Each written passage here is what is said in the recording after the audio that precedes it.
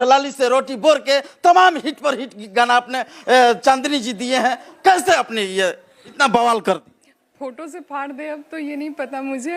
और उठलाली से रोटी में हम थे नहीं, पलंग करे चोए चोए मिलते मरद, ये सब सॉन्ग मेरे थे। हाँ। जी।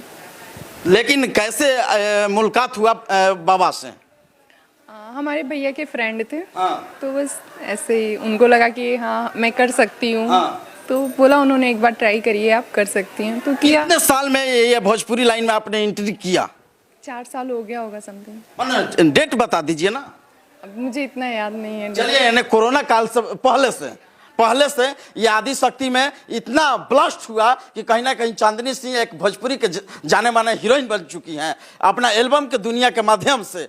और मैं बता दूं, आज पवन सिंह के साथ यानी जबरदस्त यानी बोल बम के गाना आया, शूट हुआ है। 2 दिन के बाद जल्द रिलीज होगा उनका ऑफिशियल चैनल आदि शक्ति।